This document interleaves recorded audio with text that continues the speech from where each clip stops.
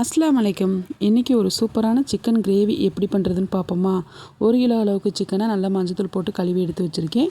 10லேருந்து 15 சின்ன வெங்காயம் பேஸ்ட்டாக அரைச்சி எடுத்துக்கிறணும். ஒரு பாத்திரத்தில் எண்ணெய் ஊற்றி எண்ணெய் சூடானதும் பிரியாணி ஸ்பைசஸ், 1 ஸ்பூன் தனி மிளகாய்த்தூள், கொஞ்சமாக கருவேப்பிலை சேர்த்து நல்லா வதக்கி விட்டுக்கிறணும்.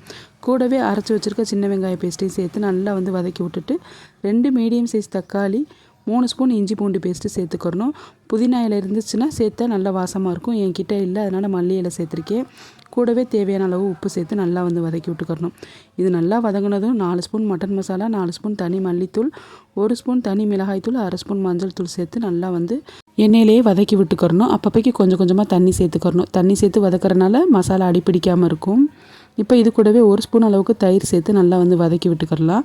இது இந்த மாதிரி நல்லா எண்ணெய் பிரிஞ்சு வந்ததுமே கழுவி வச்சுருக்க சிக்கன் துண்டுகளை சேர்த்துக்கணும். நான் இன்றைக்கி உருளைக்கிழங்கு சேர்த்து தான் செய்ய போகிறேன். வேணும்னா சேர்த்துக்கலாம், தேவையில்லைன்னா ஸ்கிப் பண்ணிக்கலாம். உருளைக்கிழங்கு சேர்க்குறப்ப கிரேவி இன்னும் டேஸ்ட்டாக இருக்கும். இது நல்லா இந்த மாதிரி கலந்து விட்டுட்டு 1/2 டம்ளர் அளவுக்கு மட்டும் தண்ணி சேர்க்கணும். தண்ணி ரொம்ப சேர்த்துடக்கூடாது. எங்கள் கறிக்கு தேவையான அளவு உப்பு சேர்த்து 10லேருந்து 15 நிமிஷம் அடுப்பை லோ ஃப்ளேமில் வச்சு தண்ணிலாம் வற்றினதுக்கப்புறம் அந்த எண்ணெய்லாம் பிரிஞ்சு வந்ததும் 1 ஸ்பூன் மிளகுத்தூள், 2 ஸ்பூன் சீரகத்தூள், 1/2 ஸ்பூன் சோம்புத்தூள் சேர்த்து நல்லா ஒன்றா எல்லாத்தையும் கலந்து விட்டு கொஞ்சமாக மல்லி இலை தூவி இறக்கணும்னா சூப்பரான சிக்கன் கிரேவி ரெடி. இது கண்டிப்பாக நான் சொன்ன அளவுகளோடு ட்ரை பண்ணி பாருங்கள். ரொம்ப சூப்பராக இருக்கும்.